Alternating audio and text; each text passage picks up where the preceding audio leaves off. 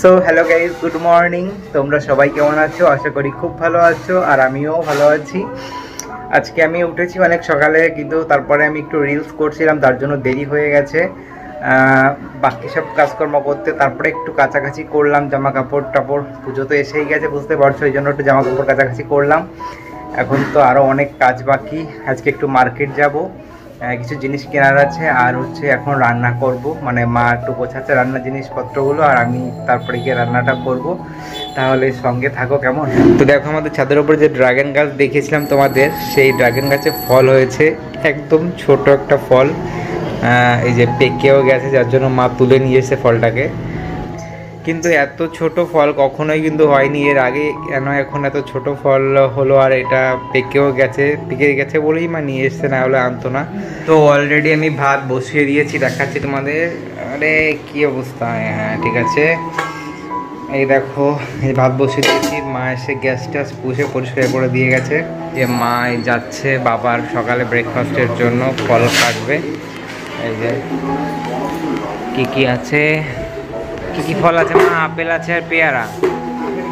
Apple, পেয়ারা, লেবু, কলা, এই হচ্ছে বাবার সকালবেলার ব্রেকফাস্ট। সেগুলো মা এখন গুছিয়ে দেবে বাবাকে। বাবার সকালের ব্রেকফাস্ট হয়ে গেলে তারপরে একটু আমাকে সবজি টবজিগুলো কেটে দেবে, সেগুলো আমি আবার রান্না করবো আর কি। তো ওদিকে ভাতটা হতে থাক, এদিকে আমি মাছটাকে ভেজে নিই।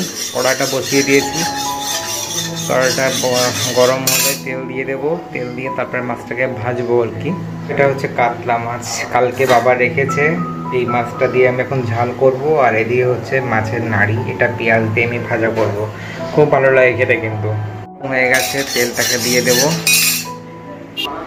ছিলাম যে হয়তো মাছের ঝাল করব, কিন্তু সেটা হচ্ছে না। মা এই যে কলমি শাক বের করেছে, বলছে কলমি শাক দিয়ে একটা তরকারি করতে মাছ দিয়ে, কারণ প্রায় বেশ কিছুদিন ধরে রিচ খাওয়া হচ্ছে, এই কারণে বললো একটু নর্মাল করতে।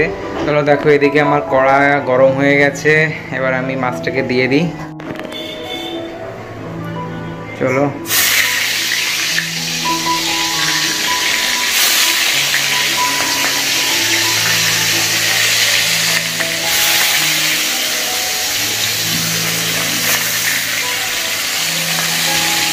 এদিকে ভাতটাও উতলে গেছে। ওকে চলো, তাহলে আগে রান্নাটা কমপ্লিট করি, তারপর খাওয়া দাওয়া করে বেরোবো। আমার রান্না বান্না খাওয়া দাওয়া সবই কমপ্লিট হয়ে গেছে, কিন্তু আজকে এখন এই মুহূর্তে ভাবছিলাম একটু মার্কেটে বেরোবো, কিন্তু সেটা আর পসিবল হচ্ছে না। আমার একটা পার্সেল আসবে, সেই পার্সেলটা কি আসছে সেটা তোমরা এলেই দেখতে পাবে। তো সেই জন্য আমি এখন আর বেরোতে পারছি না, সারাদিনই অপেক্ষা করতে হবে কখন যেন পার্সেলটা আসে। আজকের মতো ব্লগটা এই পর্যন্তই। তোমরা ভালো থাকো, সুস্থ থাকো, দেখা হচ্ছে তোমাদের সঙ্গে আগামীকাল ঠিক বিকাল 5টায়। ততক্ষণে টাটা।